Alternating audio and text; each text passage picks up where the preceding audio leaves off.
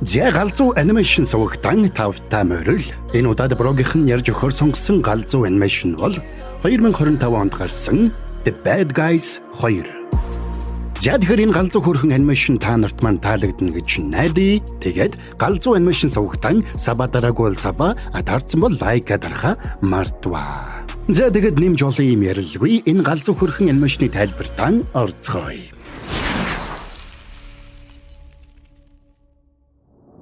Одоогоос 5 жилийн өмнө Египтийн Каир хотод өрнөж байгаа үйл явдлаар кино эхэлнэ. Египтийн тэр бомтон Солиманыг сэтгүүл уншаа сууж байтал үйлчлэгч нь өглөөний цагийг хүргэж ирлээ. Гэвч өглөөний цайных нь амд таалагдаагүй учраас Солиман үйлчлэгч рүүгээ шидэж орхино. Энэ үеэр Солиманы хар шиг ухахаар муу залуус ажиллаж эхэлжээ. Муу залуусын нэг авраг загас зүсээ хувилгах чадвараа ашиглаад хамгаалтын ажилтнуудыг мэхэлж харшид нэвтэрч дөнгөсөн бол Могой Пирана 2 муу залуусын толгойлогч Саарл Чоныг дотогш нэвтрүүлэхээр ажилцгаана.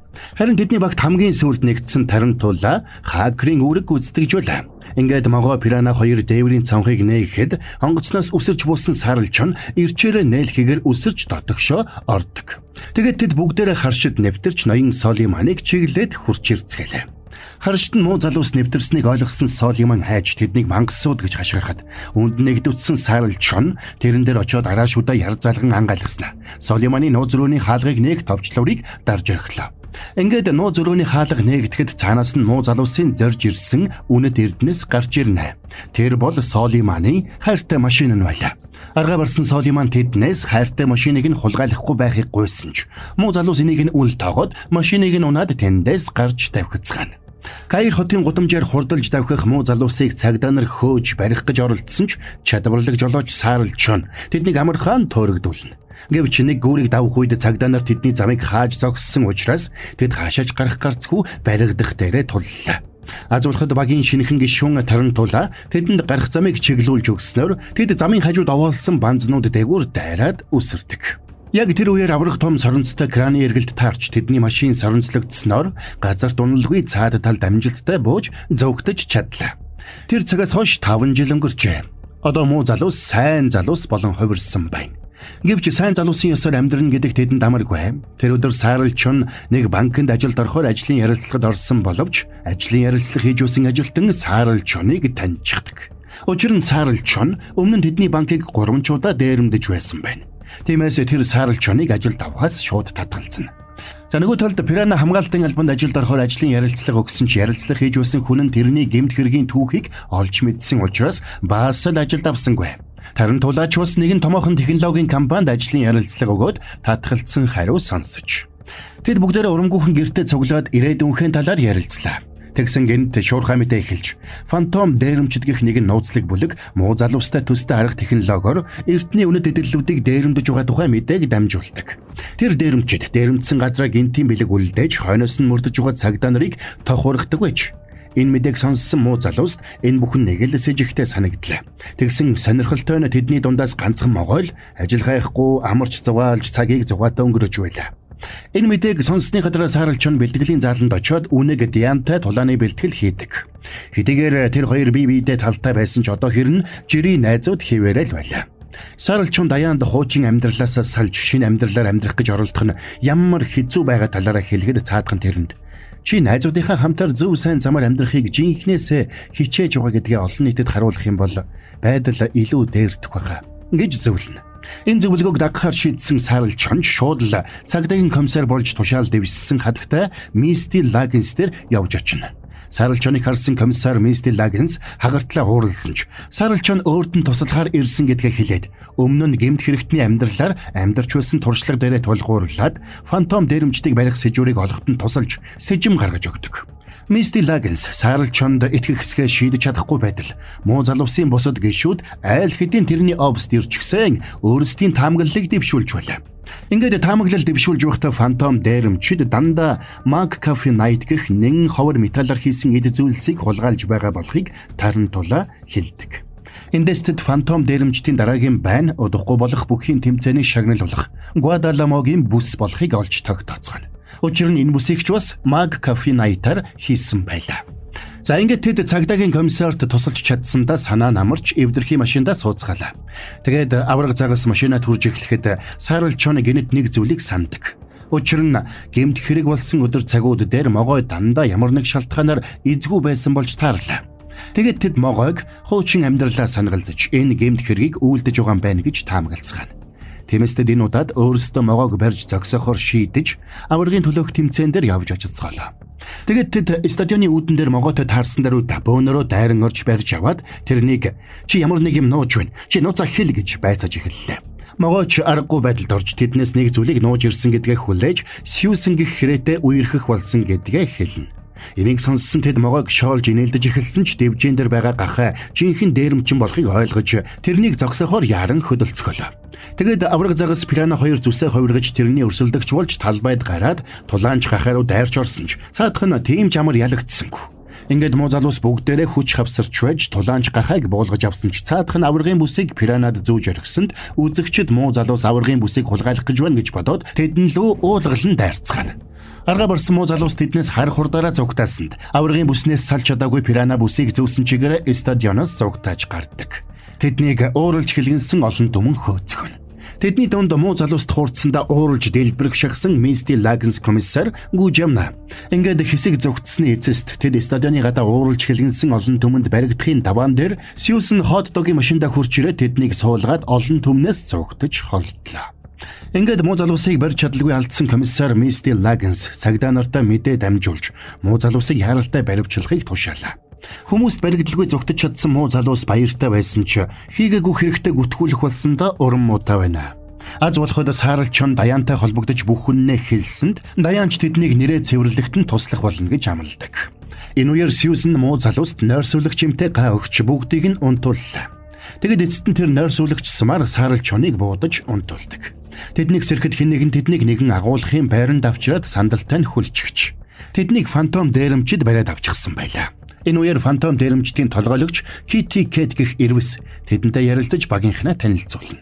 Могойтой үерхэж байсан Сьюзен үнэн хэрэгтээ тэднийг хэрэгт гүтгэхийн тулд могойг ашиглаж байж.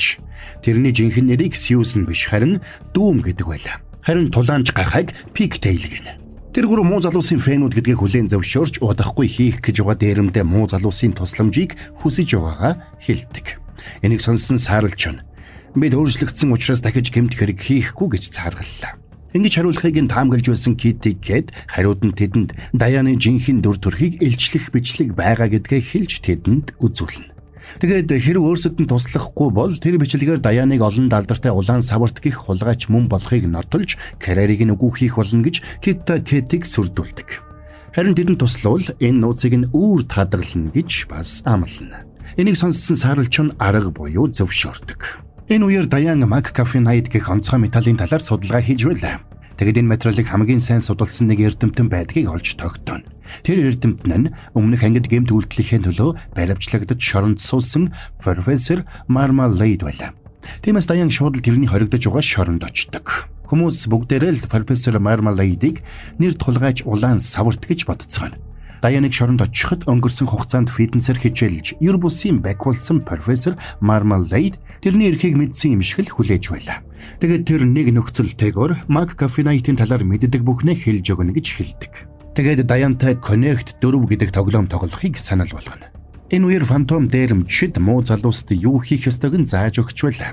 Тэдний ихний даалгавар бол Jeremiah Moon гэгч тэр бомбны тусгай удирдлага бүхий смарт бугуйвчийг хулгайлах. Фантом дээрэмчид энэ бугуйвчийг нь ашиглаад ноён Moon-ий удирддаг Moon X компани Moon X Pojing хулгайлахаар төлөвлөсөн байна. Ингээд Jeremiah Moon руу ойртохын тулд муу залуус тэрний хормын арга хэмжээ рүү сэмхэн шургуулж орлоо. Авраг загас цэцэгчний дүрээр дотогш нэвтэрсэн бол Дүүм зөөгчийн дүрт хувиржээ. Пирана хамгаалтын ажилтны дүрт хувирсан бол могой нууцаар дотогш нэвтэрч байгууламжийн тогийг таслах үүрэг хүлээж. Могойг барилгын тогийг таслахад тарантуулан амжиж сүлжээнд нэвтэрч чадлаа. Тэдэнд нэг асуудал тулгарсан нь Jeremiah Moon уулзаж байгаа хүнийхээ хөрөнгийн хэмжээг харуулдаг тусгай програм бүхий нүдний шилтэй байлаа. Тэр хөрөнгө мөнгө муутай хүнтэй харьцдаг. Тиймээс тарантула тэрний нүдний шилний програмыг хакертж хуурамч мэдээлэл дамжуулснаар Jeremiah Moon баян бизнесмени дүрд хувирсан сааралчонтой уулзахыг зөвшөөрнө.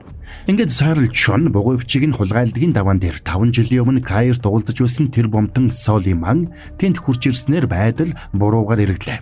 Саарл Чон тэрэнд танигдаж магадгүй болсон учраас энэ удаад бугуй бичиг нь хулгайлж чадлагүй өнгөрнө.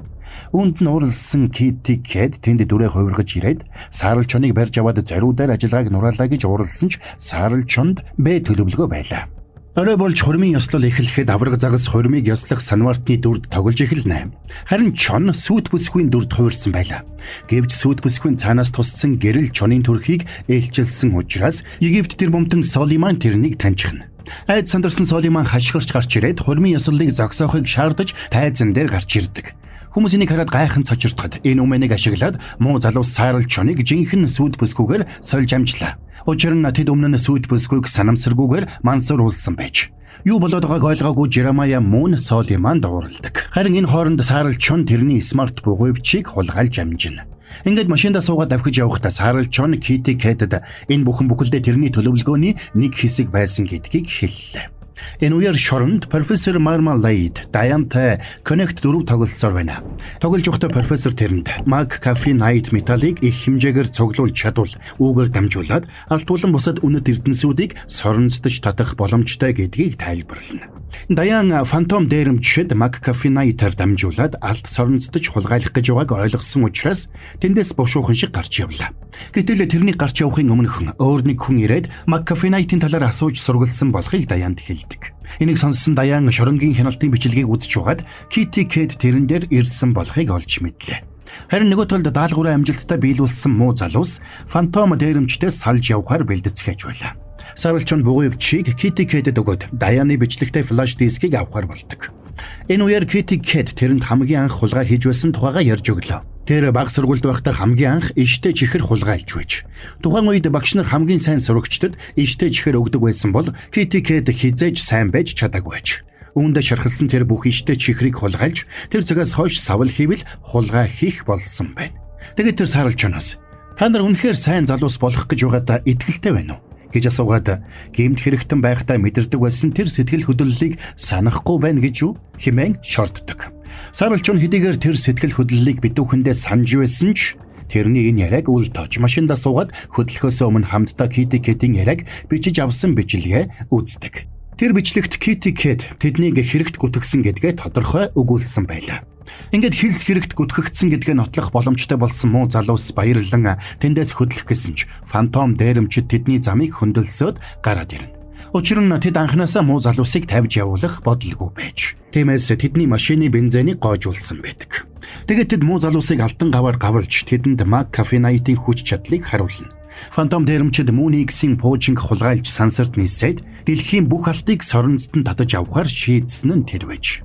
Кити Кэт лаптоп дээрээс Даяны бичлэгийг олон нийтийн сүлжээнд цацхаар апплод хийж орхиод Саарл Чонд McCaffey соронзын удирдлагыг атгуулдаг. Хэрэв Саарл Чон тэр удирдлагыг дарж McCaffey соронзыг зогсоовол бичлэг апплод хийж дуусна. Хэрэв тэд удирдлагыг дарахгүй бол бичлэгийн апплод зогссон хിവэрэ байхаж. Тэгээд Дүүм комиссар Misty Лагинс руу утастаад муу залуусын байгаа газрын байршлыг хэлээд өөрсдөө тэндээс яваад өгдөг. За ингээд тэдний гарч явсан даруйд Саарл Чон McCaffey соронзыг унтрааж тарантуулаг лаптоп руу шидсэн ч бичлэгийн апплодыг зогсоох гэсэн тарантуулагийн оролдлого талаар боллоо. Цаг нэлээд баг болсон учраас Саарл Чон лаптопыг шүүрч аваад шидэж орхисон ч амжиж устгаж чадсангүй. Тэгээд Даяны бичлэг интернет орчинд тарлаа. Үүнтэй зэрэгцээд комиссар Misty Лагинс тэнд хурч ирээд тэднийг баривчилдаг. Энэ үеэр фантом дээрэмчид Муникс пуужинд суухаар явж байна. Гэвч Даян тэдний замыг хөндлөсөд гараад ирнэ. Даян тэдний төлөвлөгөөг мэдж байгаа гэдгээ хэлээд тэдэн лүү дайрч бүгдийг нь буулгаж авна. Тэгээд тэднийг баривчилж байгаагаа хэлэхэд Кити Кэт тэрний өөдөөс инээж өөрийн чинь бичлэг интернет даяар тарсныг мэдээгүй юм уу гэж асуулаа.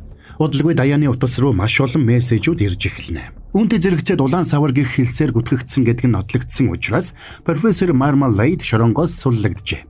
За ингээд Даяныг айд сандарч байх зур Кити Кэт унтуулдаг самар тэрнийг харваж орхиод пуужин руу явдаг. Гэвч Даян сүүлийн хүчээ шавхаж мөлгсөөр пуужин дотор сууж амжина. Комиссар Misty Лагинст баривчлагдсан муу залуус тэрнээс өөрсдийг нь суллахыг гуйж фантом дээрэмчид тэднийг хэрэгт гүтгсэн гэдгийг хэрв суллаад явуулвал тэднийг барьж ирж чадна гэдгээ Саарл Чон тэрэнд тайлбарлах гэж байдгаараа л хийж байна. Гэвч тэр сонссонгүй тэднийг бүхээгтэй машинд хориод хөдөллөө. Тэгсэн замдаа Misty Лагинс түр зогсож тэдэнд сүүлийн удаа идэхэд үзэхээр шийдсэн гэдгээ хэлдэг. Хариуд нь цаарлч нь фантом дээрэмчдийн цаад зорилгыг Misty Lagens тайлбарлаж эхэллээ. Тэгсэн үүндээ зэрэгцээд Moon X сансрын хөлөг хөөрөгч хэмээн сонсогдно. Энийг сонссон цаарлч нь өөрсдийг нь тийшээ хүргэж өгөхийг Misty Lagensаас гуйсанд тэр нисдэг тэргээр тэднийг пуучин дээр хүргэж өгдөг. Пуужингийн гадна буусан муу залуус бүх арга самаа ашиглаж байж хөлдөж өгөхөөс өмнө арай ихийн пуучин дотор нэвтэрч амжлаа. За ингээд удалгүй Moon X хөлөг сансрын станцад хурч Kitty Cat төлөвлөгөөгөө хэрэгжүүлж эхэлнэ. Тэр McCafe Night бөмбөлгийг сансрын пуужингийн үзүүрт байрлуулад ажилуулсанд тэр нь дэлхийд дээрх бүх алт эрдэнсийг агаар мандал руу соронцдоод татаж эхэллээ. Тиймээс муу залуус сансрын өмсгөл өмсөө тэднийг зогсоохоор хөдөлцгөн. Тарантул авраг загас хоёр пуужингийн системийг хакертахаар ажиллаж эхэлсэн бол Piranha могоо хоёр эрчим хүчийг нь таслахаар хөдөллөө. Харин мань саарлч нь Kitty Cat-тэй нүүр тулахар болно. Ингээд авраг загас хүрэх ёстой газараа хүрсэн ч компьютерийн ойлголт тааруу учраас Тарантулагийн өгч байгаа заавруудыг юусоо ойлгохгүй. Харин айд сандарсан Piranha өмсгөл дотроо өмхий тавьж могойг ухаан алдуулах шахна. Энэ үеэр дэлхий дээрх бүхий лалт эрдэнэс сансарлуу соронзлогдож татагдсаар. Профессор Marmalade ч алтан машинтайгаа хамт сансарлуу хөөрөөд явчихна. Удалгүй тэр бүх алт сансрын хөлгийн үзүүрт бэхэлсэн McCafe Night бөмбөлөг дээр овоороод цугларч эхэлдэг. Энийг харсан муу залуусч сандарцгааж тус тусынхаа даалгаврыг биелүүлэхээр яаралчлаа. Энэ үеэр агаар мандалд хөвж яваа могоо Piranha хоёрыг харсан дүүм тэдний амнаас аюул дороод байгааг ойлгоно. Тэгэд Kitty Cat-с энэ бүхний зогсоохыг гуйсан ч цаадах нь хууралж юу ч болсон хамаагүй төлөвлөгөөгөө биелүүлэх ёстой гэж хатуу сануулдаг. Тэгэд тэр соронзын хүч чадлыг дээд чинээнд нь тулгасанд дэлхийд даяараа үймэн самунд автаж эхэлнэ. Хөлгийн гадаа улам их алт цуглах тусам Kitty Cat баярлаад хөөрч байлаа. Гэвч энэ үеэр дотогш нэвтэрч чадсан саарлч нь тэрний баяр хөөргийг түр зогсоож "Сони юм шүү. Алт гэдэг үг заримдаа зохиомл үг шиг санагддаггүй гэж шүү" гэж асуулаа. Тэгээд тэрнээс соронзыг зогсоохыг шаардаад "Хэрвээ чи зогсоохгүй бол би өөрөө зогсоохоос өөр аргагүй болно шүү" гэж анхааруулна. Гэвч Kitty Cat тэрнээс айсангүй. Ингээд тэр хоёр хөлөг дотор соронзон машины удирдлагыг авахар тулалдаж эхэлцгэн. Харин гадна талд Piranha могоо хоёрын амнаас аюул дороод байна. Саарлч нь Kitty Cat хоёр зодолдож байхдаа ярилцсан. "Өмнө нь чи аимшигтай хүчрхэг саарлч нь байсан. Гэтэл чи тэр бүх нэр хүнд хүндлэлээ орхиод чамд хизээж боломж олгодгүй тэр хүмүүсийн төлөө тэмцэж байгаа чинь ямар ч утгагүй хэрэг. Тэр бүхэн чинь хүндлэл биш, айдас байсан юм. Бусдыг айлгах амархаа. Харин бусдын хүндлэлийг хүлээхийн тулд чи бусдын хүндлэлийг хүлээх үз байх ёстой байдаг юм. Чамайг энэ бүхнийг нэг л өдөр ойлгоно гэж найдаж байна." Тэгээд тэр хоёр улам ширүүн тулалдсанд Kitty Cat эцэст нь соронзон машины удирдлагыг булааж аваад эвдэж орхилоо. Гэвч мань сааруулчны гол зорилго соронзон машины удирдлага биш. Харин пуужингийн удирдлага болох Smart бугуй өвч байж. Тэр Kitty Cat-тэй тулалдаж тэрнтэй ярилцаж сатааруулж байхдаа Smart бугуй өвчийг хулгайлж амьдсан байна. Ингээд Smart бугуй өвчийг авсан даруйдаа саарлч нь пуужин хөдөлгөж соронзон машин руу чиглүүллээ. Энэ үеэр сансрын уудам руу нисч явсан Piranha үзэг авч өмсөглөө цоо хатгсанд түрүүнээс хойш цуглуулсан хийн гинтүүлж тэднийг сансрын хөлөг рүү чиглүүлдэг. Харин пуужин ирчээрээ очиод соронзон машиныг мөргснөөр асар хүчтэй дэлбэрэлт болж тэнд цугларсан нөгөө их алт эргээд дэлхий дээр бороо мэд асгардаг. Үүнтэй зэрэгцээд дүүм Pigtail хоёр Piranha могоо хоёрыг амжиж барьж авч чадна. Тэгээд дүүм могойд сэтгэлдээ гэдгээ анх удаа хүлээн зөвшөөрөхөд могой баярлдаг. За харин нөгөө талд пуужингаа эвдүүлсэн Kitty Cat дэлбэртлээ уурлана. Учир нь тэд дэлхий рүү буцах ямар ч боломжгүй болсон байлаа. Тиймээс Kitty Cat саарлчныг багал зуурдаж алахын даваан дээр Diana тэрэн лүү дайрч орж ирдэг. Diana-г амьд байгааг харсан саарлч нь баярлж тэрнийг тэрвэрч авсан бол Diana ч зөрүүлээд үнсэн. "Жирийн найзууд байна гэсэн дүрмээ яах вүлээ? Би одоо хотын захирагч байхаа болсон юм чинь дүрмээ зөрчиж болно гэж бодож байна." Ингээд тэд хамтдаа сансрын хөлөгт суугаад дэлхий рүү буух гэж оролдоно. Гэвч тэдний суусан хөлөг хар ирчээрээ дэлхий рүү унах замдаа хэдэн хэсэг болон хуваагдаж эхэллээ. Саарлч нь "Бидхий санаа зовоо. Эндээс гарах ямар нэг арга олох л болно" гэж хэлсэн ч тэр дороо дүрс солигдоход муу залуусын оршуулгын үйл ажиллагаан дээр комиссар Misty Lagens үг хэлж байгаа харагдана. Дэлхийд даяар муу залуусыг сайн залуус байжээ гэдгийг хүлээн зөвшөөрсөн ч бүх зүйл нэгэнд оройджээ. Тиймээс оршуулганд ирсэн хүмүүс харамссандаа ойлголцгаана. Харин эсэргээр фантом дээрэмчид бүгд баригджээ. Гэхдээ дүүм Pigtail хоёр Kitty Cat-ыг барьж өгсөн учраас олон нийтэд тустай хөдөлмөр эрхлэх ял авсан бол Kitty Cat ганцаараа чанга дэглэмтэй хорих ангид хүргэгджээ. Тэгсэн муу залуус өгсөн гэдэг нь бүхэлдээ жүжиг байж. Комиссар Lagens муу залуусын үхлийг хуурамчаар үйлдэж тэдэнд шинэ эхлэлийг бэлгэлсэн нь тэр байлаа. Тэгээд тэднийг олон улсын тусгай агентлагийн агентуудтай танилцуулдаг. Муу залуус тэдэнд онцгой сэтгэл төрүүлсэн учраас тэд муу залуусыг багтаа элсүүлэхээр болжээ. За тэгээд муу залуус багаараа олон улсын тусгай байгууллагын агентууд болсноор кино маань ерөнхийдөө дуусч байгаа юм. Киноны төгсгөлд профессор Marmalade тусгайлан бэлдсэн хөлгөөрөө сансарт нисэж байгаа нь харагдлаа. Энэ бүх үйл явдлыг төлөвлөж алсаас удирдах байсан гол этгээд нь профессор Marmalade байсан болж таарснаар кино маань жинхнээсээ конец фильма. За, энд хүрээд энэ галзуу хөрхөн анимашны тайлбар маань дуусч байна. Муу залуус муугаараа үлдэлгүй сайн луу эргэсэн нь үнэхээр сэтгэл хөдлөлгөн байлаа. За тэгээд тайлбар маань ойлгомжтой байж таалагдсан гэж найдаа. Та нар маань галзуу анимашн сувгаан сабадарч дэмжээрэй. Хэдүүлээ дараагийн бас нэгэн галзуу хөөрхөн анимашны тайлбараар эргээд уулзцгаая.